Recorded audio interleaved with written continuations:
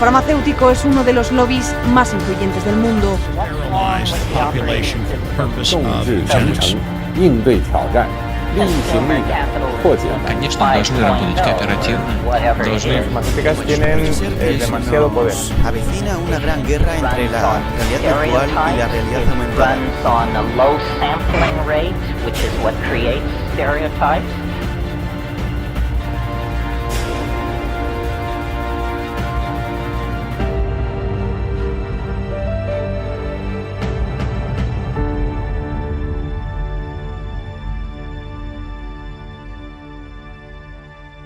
Hola, ¿cómo están? Ya estamos de regreso con ustedes como todas las semanas acá en Humo y Espejos. Como siempre, un placer enorme saber que ustedes están ahí fieles, acompañándonos. Así que arrancamos con la columna de Azul Selene. Marcelo, Azul, cuénteme. Azul, me vas a sorprender, no sé cuál es el tema de hoy, así que cuenten a todos nosotros de qué van a tratar hoy. Hola. No sé, no creo que sorprendamos ya a nadie, porque ahora vamos a hacer un poco la continuación de lo que hablamos en el último programa sobre el tema del aborto, ideologías de género y demás. La posición, o sea, esto nosotros planteamos que responde a una estrategia geopolítica. Esto lo hemos desarrollado muchas veces en los programas, así que ahora no lo voy a desarrollar, pero sí creemos que, bueno, como todo, viene una segunda etapa. Sí. Durán Barba ha establecido que va a arrebatar otras banderas de la izquierda, y la próxima bandera de la izquierda, con lo cual ya se está en marcha, es el tema de la separación de la Iglesia con el Estado argentino.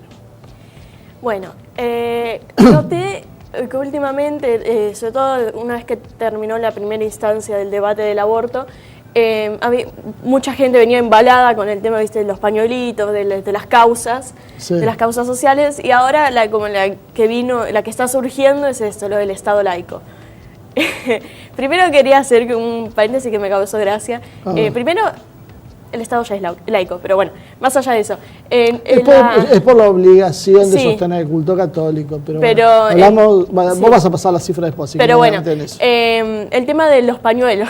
Sí. Empezaron varios diseños que iban apareciendo en Twitter, yo los seguí todo, negros, con, bueno, separación Estado-Iglesia, Estado laico, el loguito parecido al del aborto, dice el diseño. Sí. Por lo visto no sirvió el negro, algunos decían lo mismo, de que no es llamativo, entonces no cumple. Una asociación. Claro, entonces buscando a ver si ya había un pañuelo oficial, encontré que en un grupo de 30.000 personas en Facebook se votó. Y ahora el pañuelo oficial, aparentemente, pues no vi otro y lo presentaban como el pañuelo oficial, es naranja. Sí, es el empoderamiento popular. Hubo críticas hasta del lado de los que pedían la separación Iglesia-Estado, primero porque decían, ya tenés pañuelo y todavía no sabés qué vas a presentar con el pañuelo, qué es lo que estás pidiendo, gente que está a favor. Sí. También, o criticaban el color, dicen, ese es el color que usaban la gente que estaba en contra del matrimonio igualitario cuando pasó todo lo de la ley. Entonces decía, ¿por qué lo estás haciendo? Y bueno, la respuesta obviamente es, nos estamos apropiando del naranja, pero bueno.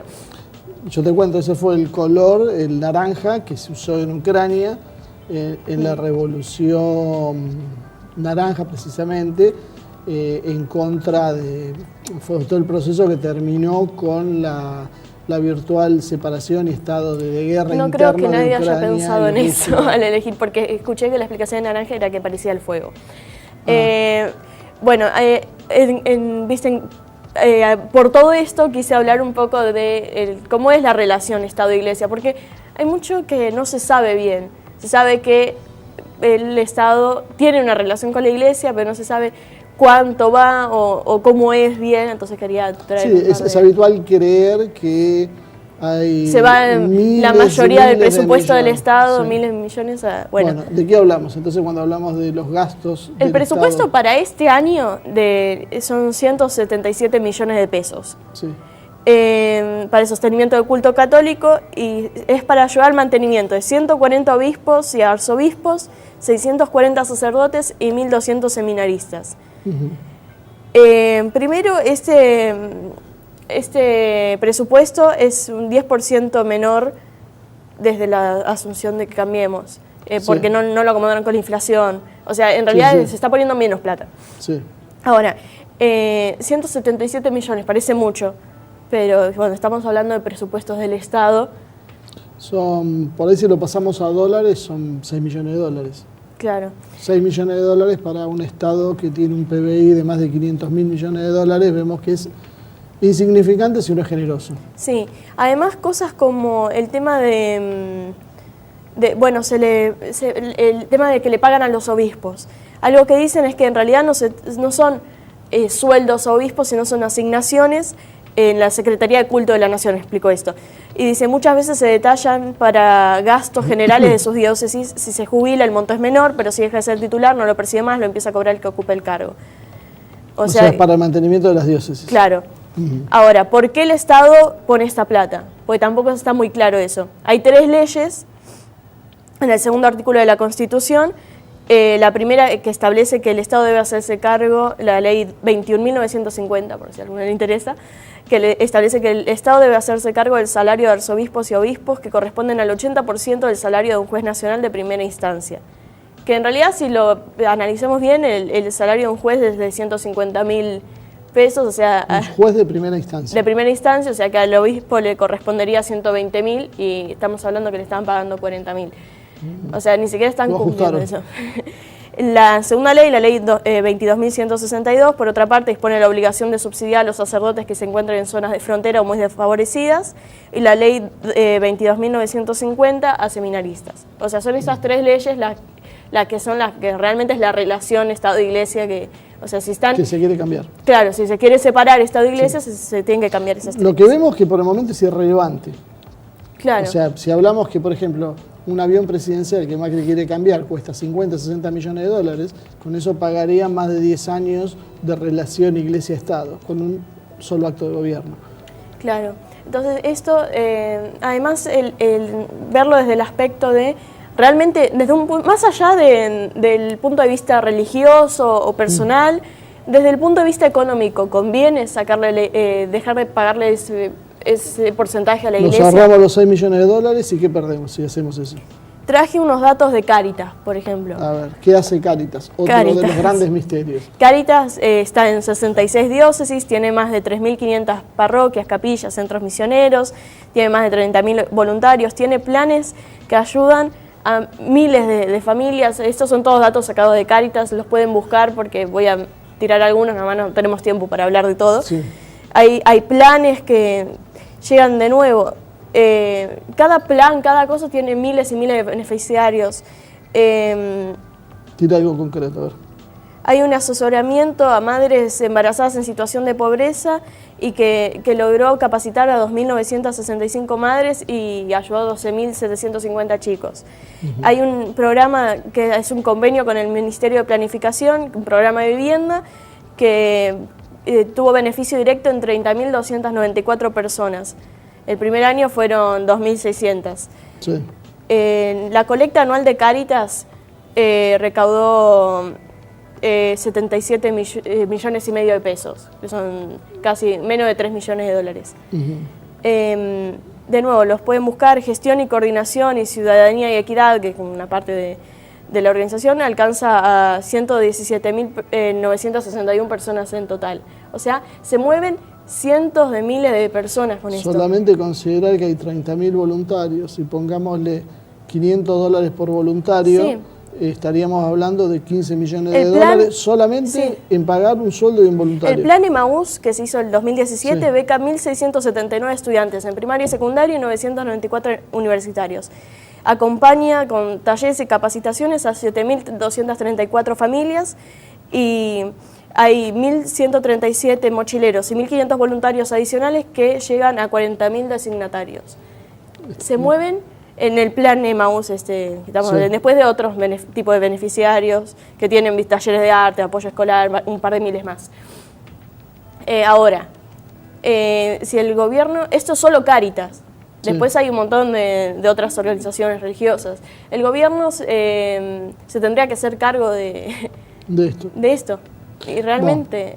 Bueno, te agrego, conviene. No sé si lo viste, el tema de, y ya con esto vamos cerrando porque ya me están mirando mal acá, sí, el tema de los colegios privados. Se destinan cerca de 3.000 millones de pesos para la educación en colegios católicos. Sí. El tema es, pensemos por un momento, nosotros retiramos los 3.000 millones de pesos, cierran los colegios, supongamos que cierran los colegios.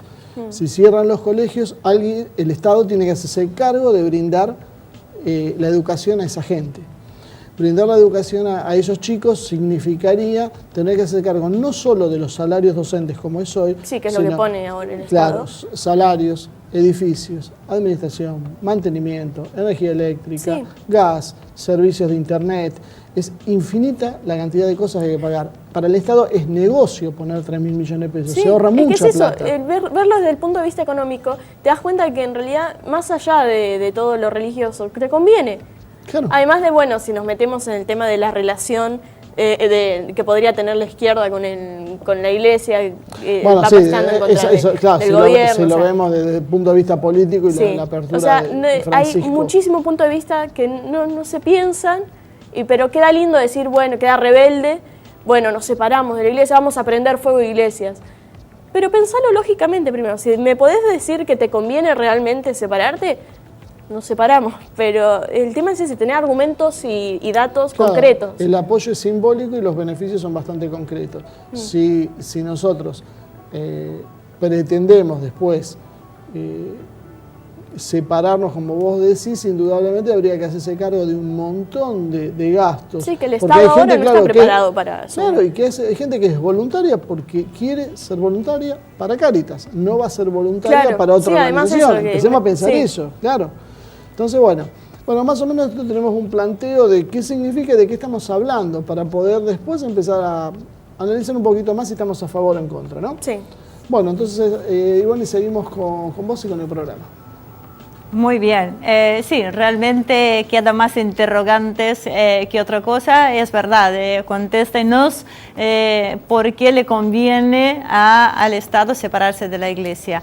Así que, por otro lado, Azul, me quedé pensando en el tema del pañuelito. Si no me equivoco, el naranja también es el que usaba el Daesh. ¿Se acuerdan de aquellos videos hace unos años que aparecían el Estado Islámico, mal llamado Estado Islámico, cuando degollaban a los prisioneros y los vestían con un overol naranja? ¿Habrá sido por ahí la elección de este color a esta gente que quiere la separación del Estado? Hay que investigarlo. Mientras tanto, los llevamos a un pequeño corte y enseguida estaremos con el tema central y nuestro invitado de hoy, que será una entrevista que Marcelo hará fuera de estudio. Así que enseguida regresamos con ustedes.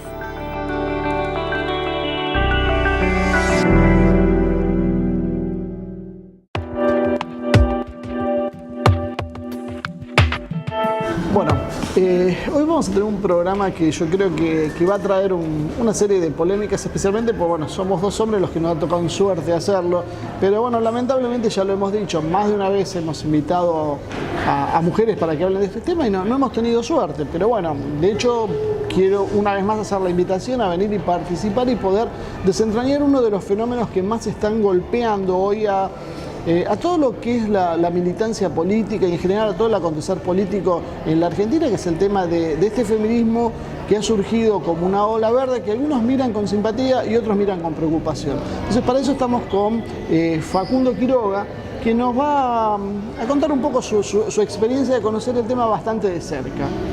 ¿Qué tal, Facundo? ¿Cómo estás? Bueno, ¿qué tal? Gracias por invitarme y vamos a tratar de ver cómo hacemos lo que podemos entre nosotros, varones cis hetero, en el caso nuestro, para tratar de por lo menos poner algunos puntos sobre las IES y bueno, así que muchas gracias. Bueno, me parece bien que te ofrezcas como voluntario recibir todo tipo de agresiones seguramente, pero bueno, el primer punto es tratar de conocer qué es el feminismo que estamos viviendo ahora. ¿De dónde sale? ¿Cuáles son los orígenes? Bien. Antes que nada, una de las cosas me parece más importante al observar los orígenes no solo de los feminismos, sino, digamos, también de todos los movimientos sociales y políticos y sus respectivas plataformas, es tratar un poco de entender, digamos, cuáles son aquellas circunstancias sociales a las cuales le da lugar, digamos.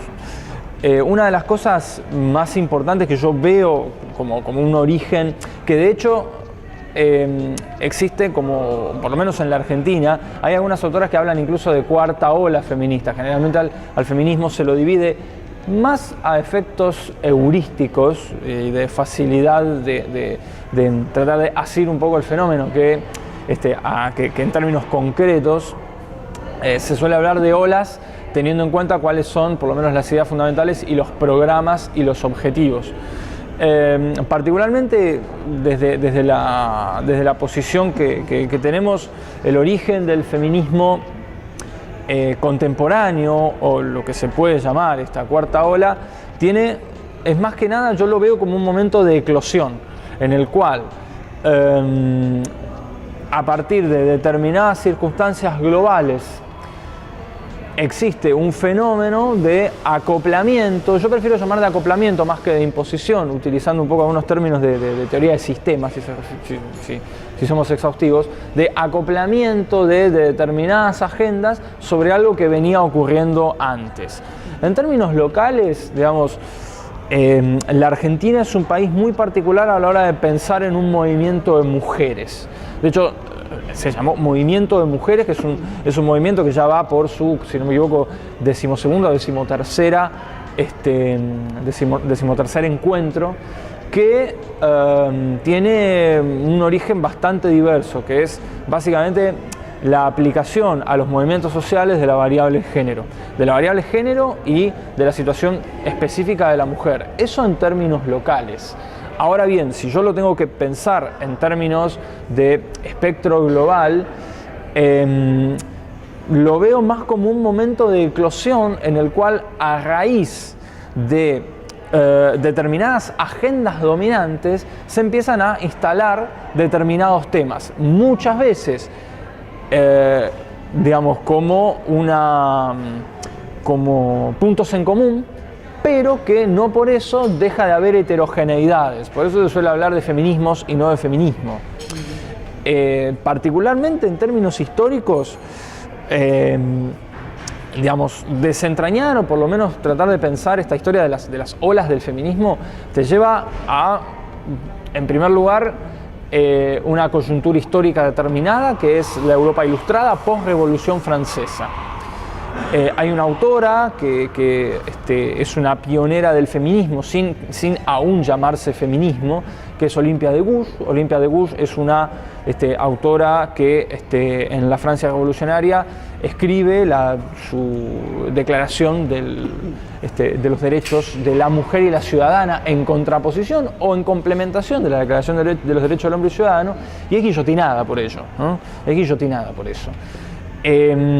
La Revolución Francesa y digamos, la democracia como fenómeno es en cuanto a lo que es la mujer, en cuanto a lo que es el fenómeno de la inclusión de la mujer, trae determinadas taras, digamos, determinadas marcas. Una de ellas es el lugar de la mujer.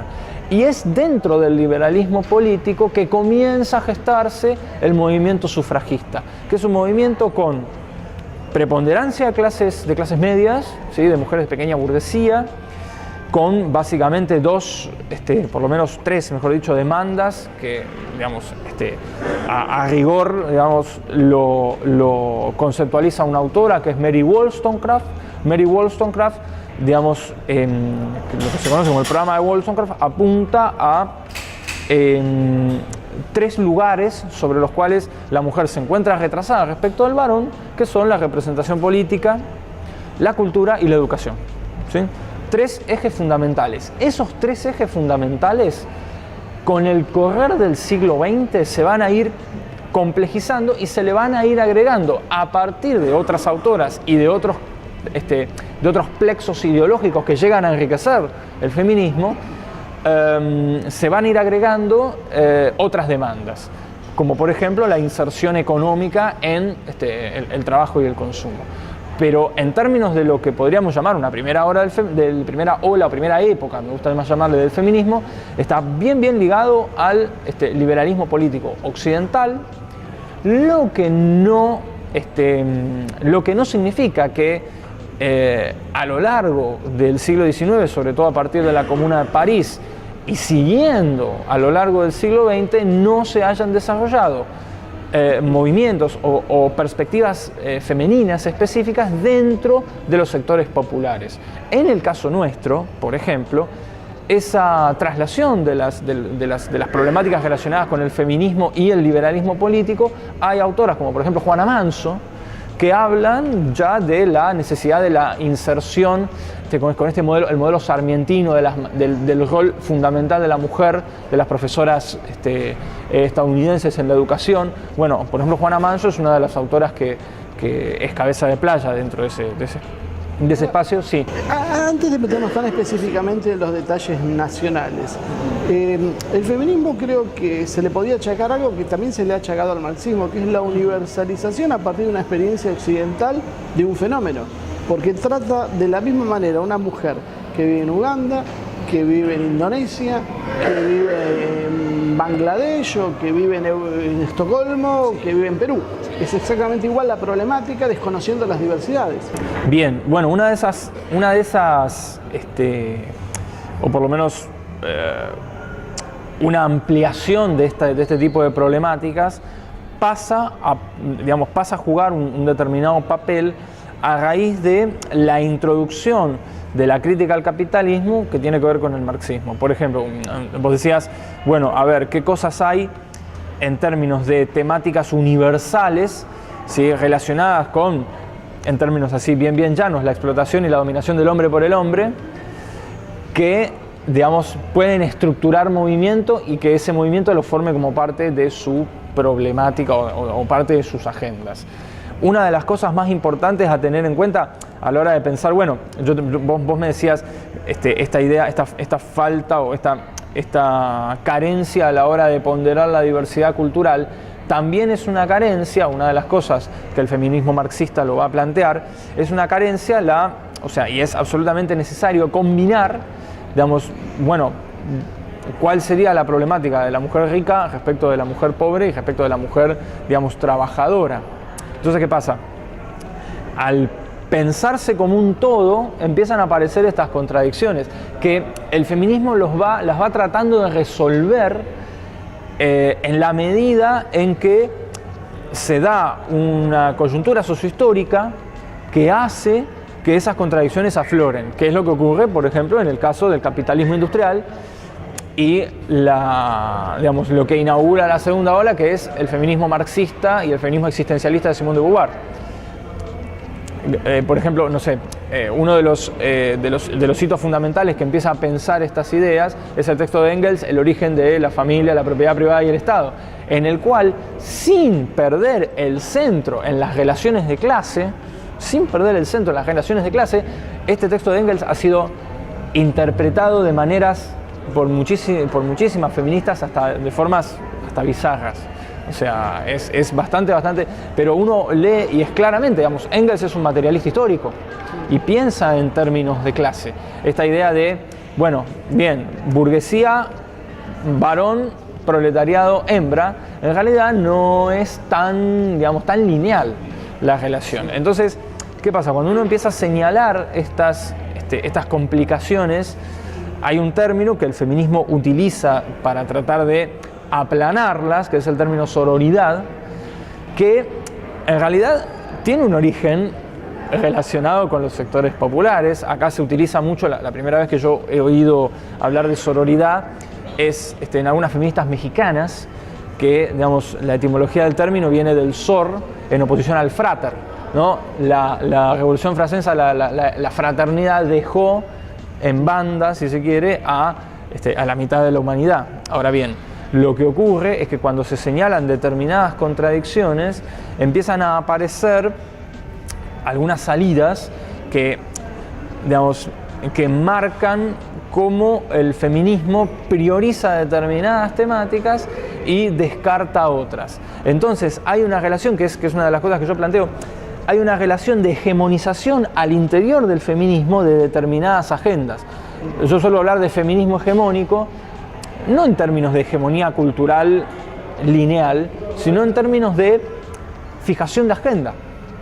¿Se entiende? Entonces uno va detectando, sobre todo a lo largo del siglo XX, estas contradicciones a la hora de pensar incluso a autoras feministas, como por ejemplo la feminista marxista Nancy Fraser, que plantea justamente esto, digamos, hasta qué límite llega la solidaridad femenina cuando las figuras más importantes del feminismo vuelven a sus casas y su sirvienta es su sirvienta y sus empleados son sus empleados. Entonces, ¿cómo se combina la categoría género con la categoría clase, o por lo menos la categoría varón-mujer, después vamos a ver la cuestión del género, con la categoría clase, y qué es lo que tiene preponderancia a la hora de pensar las relaciones de dominación concretas? Por eso lo que vos estás planteando da la sensación como que hay un hecho concreto y después se acomoda el razonamiento para poder demostrar lo que uno quiere mostrar. Entonces, la mujer está sometida por el hombre, a partir de ahí empiezo a seleccionar argumentos y acomodarlos de tal manera que llegue a una determinada conclusión, desechando automáticamente lo que me produzca un ruido, una interferencia. Sí, bueno, a ver, yo, digamos, pienso que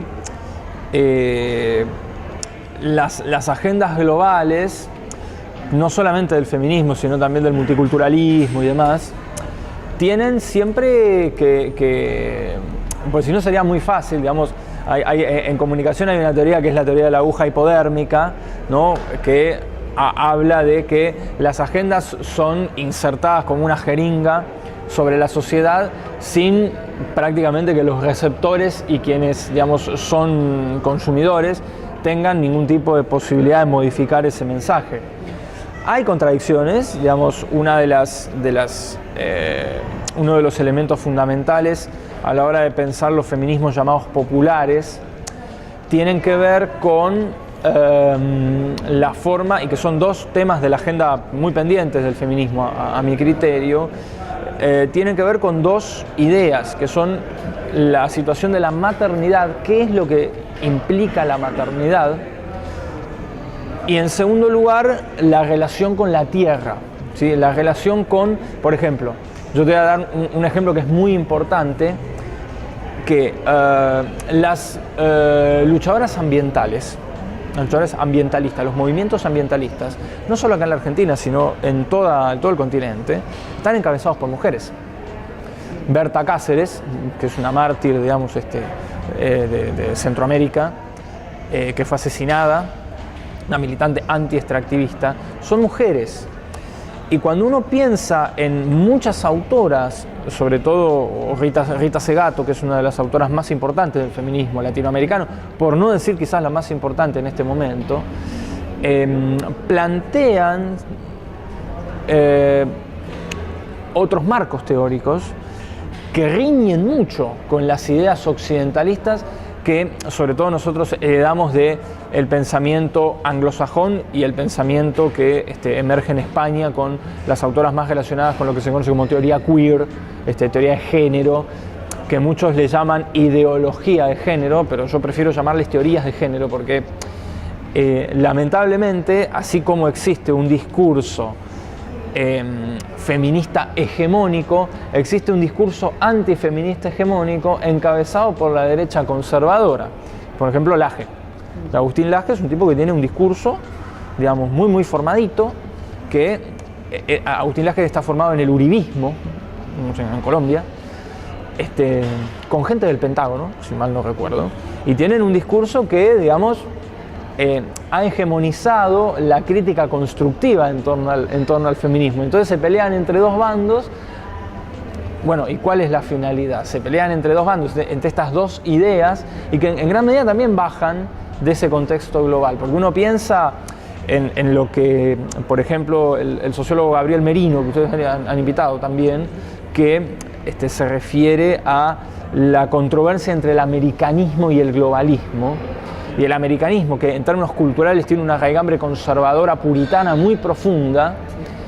Bueno, gran parte de esos debates nosotros los bajamos y empiezan a copar los medios, o empiezan a ser discurso dominante dentro de los medios, y te impiden poder ver cuáles son las vetas dentro de la diversidad de teorías que incluye el feminismo. Bueno, Laje te plantea que todas las reivindicaciones de género y el feminismo son gracias al capitalismo, porque todo esto en los países socialistas no se podía ver. Claro. Y en cierta medida eso es cierto. Sí, en gran medida eso es cierto, pero lo que hace él es básicamente, él habla del mundo libre. No tiene ninguna otra idea que hablar del mundo libre. El mensaje final de él es, si vos querés disfrutar de todas estas ventajas, tenés que ser capitalista, ultracapitalista y liberal. Y ese liberalismo abarca todo, desde lo económico hasta lo individual, ideológico, género, lo que sea. Bueno, una de las cosas que dice Laje es que solo en los países del mundo libre existen las condiciones de posibilidad del feminismo. Cosa que en realidad es bastante agarrada de los pelos si uno piensa en la propia historia, que digamos lo que más conocemos es al interior nuestro, la propia historia de estos feminismos. El gran problema, digamos, del feminismo latinoamericano, uno de los grandes problemas es que hay una cierta tendencia de coloniaje cultural de parte de las agendas. O sea, a la hora de pensar cualquier movimiento, vos tenés que pensar cómo nosotros negociamos, nos retiramos o confrontamos con las agendas dominantes. Hay determinadas temáticas que nos sirven a nosotros para acoplarnos y para hacernos ver. Una vez que esas temáticas se cristalizan y se objetivan en un determinado proyecto o en una determinada estructura jurídica, por ejemplo, cuando pasa el derecho al aborto, automáticamente esos feminismos populares latinoamericanos corren riesgo de caer directamente, digamos, en la más absoluta, digamos, subalternidad, digamos, y eso es complicado. Uno puede encontrar, y haciendo un poco de historia, uno puede encontrar dos plexos. Generalmente cuando yo no recuerdo quién es la frase follow the money, pero digamos, uno puede encontrar determinados plexos institucionales que nos sirven a nosotros para sustentar lo que estamos diciendo. En primer lugar, cuando yo hablo, por ejemplo, de feminismo liberal, que ahora el personaje más importante a la hora de pensar el feminismo liberal es Hillary Clinton, ¿no? Uno piensa, ¿es nuevo esto? ¿Es nuevo? ¿Es nuevo lo que hace Soros? ¿Es nuevo lo que hace YPF? No, no es nuevo. En el siglo XX... Sí. Nos queda nada para terminar este bloque, así que esa pregunta la vamos aplicando y ahora en el segundo bloque nos vas a contar exactamente qué pasó en el siglo XX, que esto no es nuevo. Vamos a un corte entonces.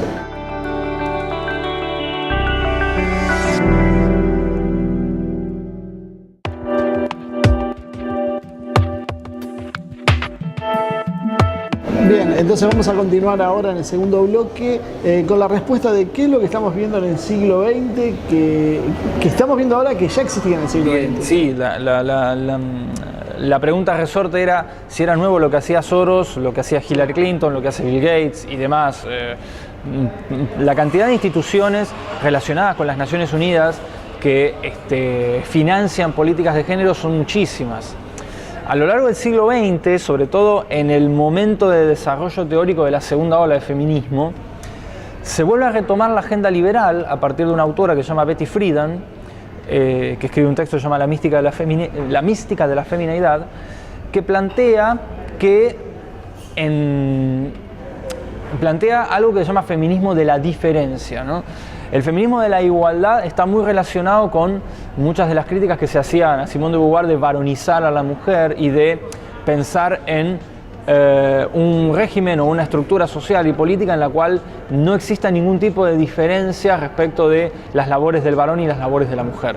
El feminismo de la diferencia lo que plantea es, existen demandas y características, no solo fisiológicas, sino también culturales, emotivas, afectivas, específicas de la mujer, y nosotros tenemos que hacer todo lo posible para poder compensar y armonizar esas vidas. Entonces lo que plantea Betty Friedan, que retoma la agenda de Wollstonecraft, dice, nosotros lo que tenemos que hacer es, en términos políticos, sí luchar por política, educación y cultura, que la mujer tenga un rol, digamos, fundamental, sin dejar de pensar en que necesitamos armonizarlo con la esfera doméstica y con la esfera laboral. La esfera laboral, que ya es planteada por Simone de Beauvoir a partir de la necesidad de la reinserción, de la inserción y de la independencia económica de la mujer para salir justamente de la esfera de la explotación. Lo que plantea Betty Friedan, sí. Bueno, después contestámelo después de terminar el razonamiento. Dale. Pero antes de que me olvide. Sí. Pero no salís de una esfera y te metes en otra peor, porque si hoy cualquiera que trabaja en la calle se da cuenta que es preferible quedarte en tu casa. Problema. Bueno, una de las cosas que se critica y que lo va a retomar el feminismo radical es justamente eso. Pero pensemos esto. El desarrollismo en el siglo XX, ¿no? El desarrollismo son las políticas económicas y también culturales, académicas, educativas, que son un paquete que se vende, digamos, de parte de los Estados Unidos, sobre todo, a los países de su égica, de su patio trasero, si se quiere. Bueno, en ese momento empiezan a aparecer muchos financiamientos, incluso aquí las carreras de psicología, sociología, por ejemplo, muchos financiamientos de parte de las grandes fundaciones, Ford, Rockefeller, Carnegie, Heritage Foundation y muy posteriormente por eso la George Soros Foundation, que comienzan a fundar en las universidades departamentos de estudio de la mujer. ¿Con qué objetivo? Con el objetivo de estudiar la inserción de la mujer en el mercado de trabajo y sobre todo en el mercado del consumo. Es decir, el desarrollo del capitalismo que conduce a la independencia de la mujer es un desarrollo capitalista, ¿sí? Muy ligado a las demandas de la mujer en términos de funcionalidad a la sociedad capitalista en ciernes. Ahora, si yo te planteo que antes un hombre mantenía con su trabajo a su mujer y a varios hijos, hoy resulta que tienen que salir los dos a trabajar y así todos no pueden mantenerse ellos mismos sin hijos. Exacto.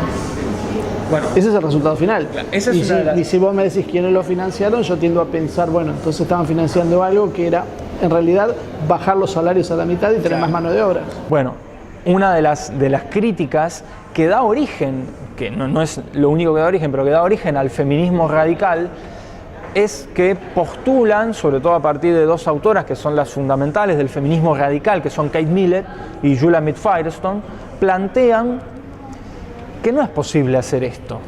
Entonces, el feminismo radical comienza a plantear, el feminismo radical occidental, comienza a plantear que más allá de la independencia femenina, más allá de la representación en partidos políticos y demás, hay una estructura social heredada antes de la sociedad de clases, ¿sí? Y esa estructura social, calculo que ya estarás pensando que es lo que se denomina patriarcado, que coloca, esencializa los puestos, los lugares de varones y mujeres, y en realidad el programa político que plantea el feminismo radical es trasladar la conflictividad que te plantea el capitalismo respecto de las esferas que no se pueden reconciliar porque, digamos, la maternidad es a tiempo completo, por ejemplo, y demás, plantea trasladarla a las relaciones horizontales. Yo lo que tengo que hacer es, ¿no?, el programa político del feminismo radical es directamente la erradicación de aquello que es expresión palmaria del patriarcado, la maternidad y la heterosexualidad. Es el momento de comienzo del lesbianismo político, ¿sí? El lesbianismo político se plantea como una ruptura con las estructuras del patriarcado. Problema fundamental: trasladamos el foco de atención del capitalismo a las relaciones horizontales. Es decir, lo que plantea es que las relaciones horizontales, varones y mujeres, mujeres y varones, son esencialmente de dominación. Sí. ¿Soy consciente de los grupos feministas locales que en realidad lo que están haciendo, porque muchas se plantean como anticapitalistas, en realidad lo que vos estás planteando es desenfocar la lucha contra el capital y enfocarla hacia una lucha de géneros? Bueno, es, digamos, la problemática del huevo o la gallina, digamos, se hace presente, digamos, en términos de, digamos, qué esquema de dominación o qué sistema de dominación prepondera más, el capitalismo o el patriarcado. Que es cierto que el patriarcado... Porque a veces uno parte de una premisa falsa y termina enroscándose en una serie de divisiones y discusiones y enfoques de determinados ámbitos que al final, por ahí lo que tenemos que rediscutir es realmente existe un patriarcado, qué es el patriarcado, es lo mismo el patriarcado en todos lados, existió en la historia, era lo que hoy entendemos por patriarcado y sobre todo en Occidente tiene razón de ser esto. Quien conceptualiza la idea de patriarcado, quien comienza a hablar de patriarcado en términos conceptuales de una manera muy bien expuesta, es una autora que se llama Gerda Lerner. Gerda Lerner, y acá vamos a ser polémicos en cierta forma porque vamos a darnos cuenta de cómo lo conceptualiza. Ella es una historiadora que tiene unas bases antropológicas muy importantes, sobre todo a partir de los descubrimientos de Lévi-Strauss, en el cual descubre que, de Claude Lévi-Strauss, el antropólogo francés, que descubre que en muchas sociedades llamadas arcaicas, la mujer es un bien de intercambio, ¿sí? Es un bien de intercambio para la reproducción social y para evitar las guerras. Es decir, digamos, se transforma en una estructura que funda sociedad, pero jerárquica, en términos de que los varones son los intercambiadores y las mujeres son las intercambiadas. Ahora bien, si nosotros pensamos en términos concretos, ¿sí? Y respecto de la interpretación caprichosa, va a haber, después podemos hablar de eso, va a haber una corriente que es absolutamente negada por el feminismo, por el grueso del feminismo. Yo no conozco ninguna militante ni ninguna persona dentro del corpus académico hoy del feminismo que hable de esto, que son los descubrimientos de la bioantropología, de la psicología evolutiva, de quienes trabajan con la teoría de la selección sexual de Darwin, que no es la teoría de la selección natural, es otra cosa. Bueno, básicamente la cuestión del patriarcado es, bueno, a efectos de regímenes políticos, ¿sí? En términos etimológicos y en términos de ejercicio concreto del poder, el patriarcado tiene su auge en Roma, ¿no? Ahora bien, cuando uno ve la definición de Gerda Lerner que dice sistema de dominación social ejercido por varones y mujeres, entonces uno dice por varones y mujeres. Si solo, la definición más vulgar de Vulgata respecto del patriarcado es, bueno, el patriarcado es la dominación de los varones sobre las mujeres. Sí. Es decir, hay como una especie de teléfono descompuesto teórico en el cual la definición de patriarcado no es una definición, o por lo menos el ejercicio del patriarcado, no es un fenómeno privativo de los varones, es un fenómeno privativo de ciertos varones y ciertas familias, con su figura en Roma, el paterfamilias, que ejerce el poder de una forma en la cual el varón le debe protección a la mujer, en el cual, digamos, no se hace demasiada fijación si realmente es beneficioso o perjudicial para el varón, si tiene que, digamos, dedicarse su vida a protección. Sí, porque se habla de... Bueno, lo pasa, te voy a sacar el tema. Y en segundo lugar, obediencia del varón hacia la mujer, de la mujer hacia el varón. Entonces, cuando uno ve esto, digamos que el tema es mucho más complejo de lo que plantea. De hecho, hay dos historiadoras que son, una que se llama Helen Pluckrose, que estudia la Edad Media en las Islas Británicas, y otra historiadora que es para mí una voz fundamentalísima, que yo invito a todo el mundo a que la lea, que se llama María del Prado Esteban. María del Prado Esteban es una historiadora que junto con otro autor que se llama Félix Rodrigo Mora, tiene un texto que es muy importante, que ya va a ser editado en su segundo volumen, que se llama Feminicidio o Autoconstrucción de la Mujer, Feminicidio o Autoconstrucción de la Mujer, en donde trabaja qué entendemos por patriarcado y cómo en la Edad Media hay un periodo de retracción del patriarcado. Digamos, la fundación del derecho consuetudinario medieval horizontaliza el poder hasta hacer prácticamente desaparecer el patriarcado, sobre todo en la península ibérica.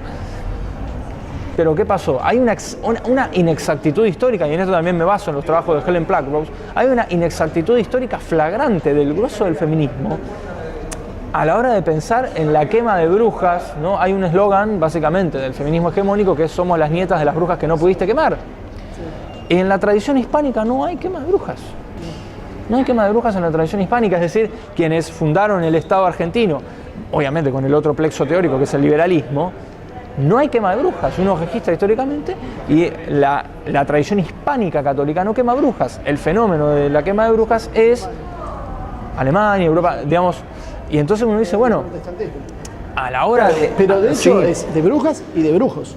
Porque el problema no era exclusivamente por ser mujer, sino por la magia. por la relación con la esfera de la sanación y sobre todo con la vida rural.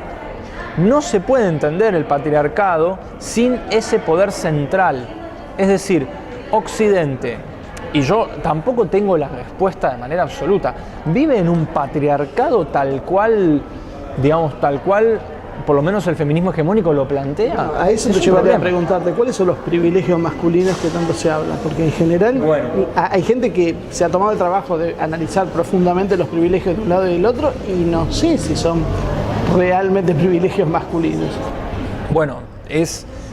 A ver, en términos, y no es con ánimo de agresión ni de ningún tipo, hay una serie de estructuras de violencia que son culturales, en la cual ese mandato de masculinidad, digamos, es absorbido sin ninguna crítica por los varones, que es lo que nosotros podemos conocer como misoginia o machismo, que de alguna forma al interior de las generaciones tiene una tendencia, no una determinación absoluta, pero sí una tendencia de pensar a la mujer como destinada para ciertas labores. Pero la propia Rita Segato habla de cómo el patriarcado, o por lo menos la dominación patriarcal, tiene como figuras fundamentales a la hora de ser las víctimas de la dominación a los varones también. Entonces, hay a veces un recorte y pegue que tiene bastante poco rigor, pero que es utilizado sobre todo por estos sectores globalistas y sobre todo, y es algo que hay que realmente poner el ojo porque da mucha alarma, las estructuras jurídicas que en países como por ejemplo España están saliendo y la manera en que los organismos internacionales, sobre todo a partir de la conferencia de Beijing del 95, se apropian de esa falacia y la convierten en institucionalidad. Cuando la conferencia de Beijing dice las relaciones entre varones y mujeres son de dominación, ya está, digamos, la falacia se convirtió en una institución. Entonces, ¿cómo nosotros nos armamos para criticarlo a ello sin...? Pasa que las propias Naciones Unidas están colonizadas. En general, todos los organismos de este tipo han sido pacientemente copados y a partir de ahí, claro, obviamente todas las discusiones se terminan cuando te dicen no, pero la Organización Mundial de la Salud te dice tal cosa. Exacto, claro. O lo dice la ley. Ellos son globalistas, claramente. Entonces, ¿cómo nosotros nos armamos de críticas para poder, sin dejar de pensar y reivindicar las luchas del feminismo popular, sin dejar de reivindicar estas luchas, ver, digamos, cómo estos espacios que tenemos que yo realmente invito a construir. Pasa que yo parto de la base que nadie hoy en este lugar, en este tiempo, está pensando que la mujer tiene que ser sometida. Eso ya lo sabemos. Todos queremos lo mismo, igualdad de derechos. A partir de ahí empecemos a hablar. Quiero ver qué varón realmente... Puede ser una ínfima minoría, pero también la encontrás de mujeres que son supremacistas. Entonces, existen. Va a existir racistas, siempre existís bolsones, pero en términos generales nadie cree hoy que una mujer tiene que ser inferior. Entonces creo que empecemos a ver más allá de eso, porque si no estamos permanentemente aclarando que nosotros pensamos que creemos. Claro, bueno, y una de las cosas más importantes, y una de las carencias más fundamentales que yo observo es que del lado de las ciencias mal llamadas duras, hay determinados descubrimientos, sobre todo en aquellas disidencias respecto de la academia en términos de estudios de género dominantes, UCLA, Columbia, Yale. Lo de Yale es terrible. Claro, hay un documental noruego que se titula, que voy a, así a vuelo de pájaro, tratar de resumir, que se llama La paradoja de la igualdad, que transcurre en Noruega. Noruega es el país con índice de igualdad de género más beneficioso, más importante, o sea, más igualitario, que desarrolló toda una serie de oficinas de políticas de género que tenía el fin exclusivo de convertir a la sociedad en una sociedad de 50 y 50. 50% ingenieros, 50% ingenieras. ¿Se entiende? O sea, Con el correr de los años estas políticas se aplican, los incentivos a mujeres que estudian ingeniería, varones que estudian enfermería, por ejemplo. Es favorable hasta que pasan unos 2 o 3 años y la diferencia se va agrandando cada vez más. Cada vez más mujeres terminan siendo enfermeras y cada vez más varones terminan siendo ingenieros, y la ratio, la proporción entre varones y mujeres respecto de cada una de las profesiones pasa a ser prácticamente totalidad de varones en ingeniería y totalidades de mujeres en enfermería. Entonces, ¿qué pasa? El documental trata de ver, a ver, ¿existe realmente algún tipo de condicionamiento biológico? ¿Cuáles son los últimos descubrimientos de esta ciencia respecto de la forma de delinear patrones de interés que existen, digamos, en la psiquis humana y también en la fisiología? Entonces es muy gracioso porque vos ves la intolerancia y la soberbia de quienes se dedican a estudios de género a la hora de pensar esas refutaciones que no logran, digamos, combatir quienes se dedican a los estudios de género. Bueno, esto derivó en un apartamiento, en un cierre de todas estas oficinas de políticas de género y, digamos, bueno, sienta las bases de esta cuestión de la paradoja. Queremos el feminismo de la igualdad. ¿Hasta dónde está dispuesto a convertir de manera arbitraria una sociedad en algo absolutamente igualitario, en la que responde a la propia, por lo que muestra, creo que el documental básicamente es la naturaleza diferente. Siendo la sociedad noruega una sociedad en la cual no existe ninguna barrera económica, ninguna barrera política, ninguna barrera jurídica, ni ninguna barrera cultural para elegir, por ejemplo, el patrón de interés o la carrera que vos querés elegir.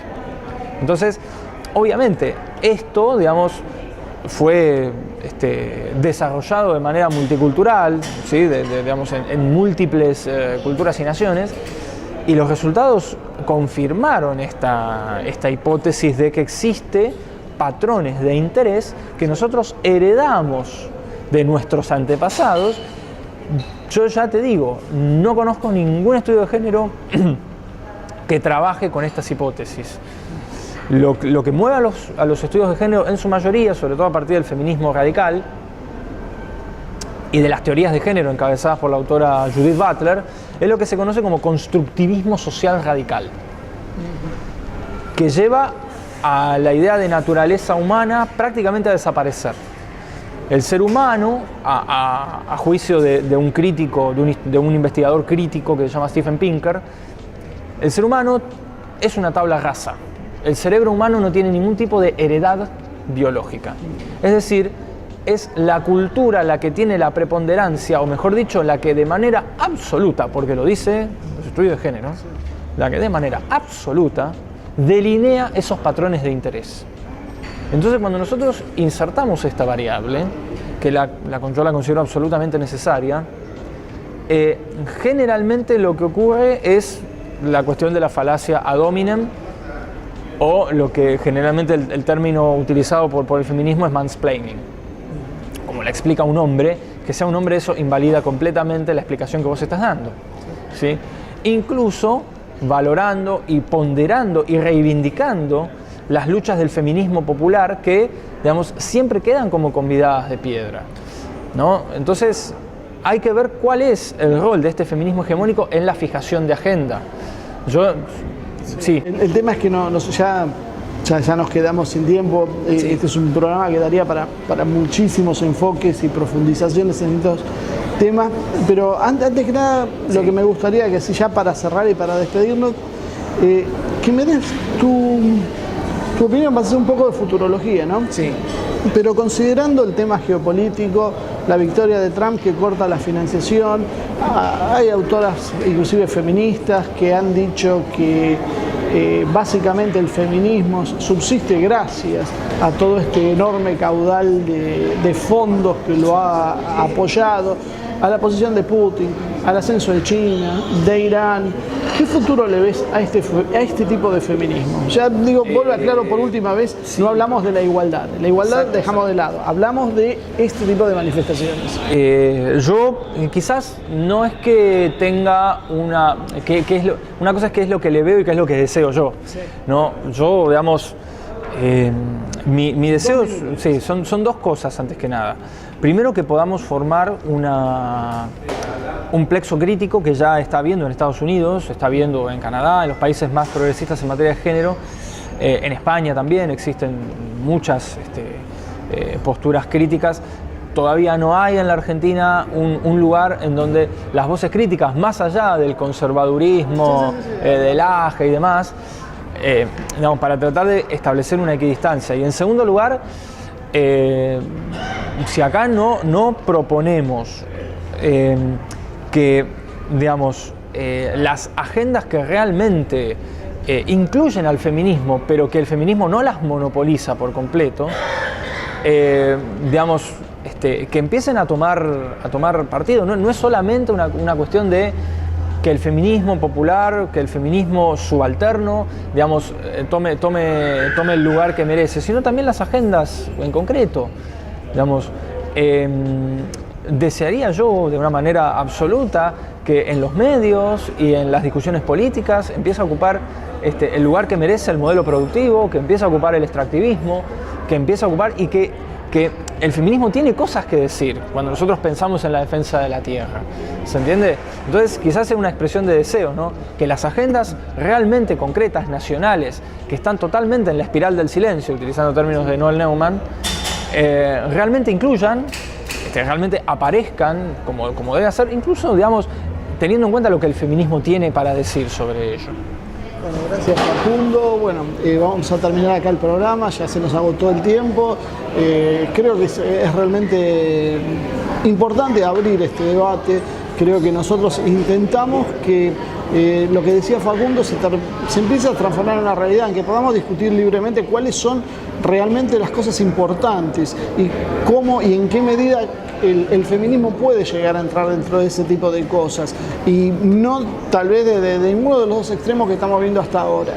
Seguramente habrá quien les parezca bien nuestra iniciativa y habrá quien la condenen por el solo hecho de ser dos hombres que se ponen a explicarle a las mujeres cómo tienen que hacer las cosas. Bueno, más allá de eso, creo que bueno, la idea es esta, iniciar el debate. Así que bueno, volvemos a los estudios para que Ivonne cierre el programa.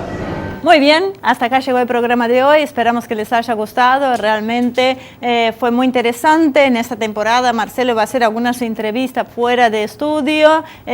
Así que esperamos, como siempre, que ustedes nos acompañen todas las semanas aquí en Humo y Espejos. Y también que se suscriban a nuestro canal de YouTube, Asia TV Producción, e inviten a sus amigos que hagan lo mismo. Es la mejor manera de colaborar con nosotros en la difusión de nuestro programa y seguir haciéndonos el aguante. Nos vemos la semana que viene con una nueva edición de Humo y Espejos.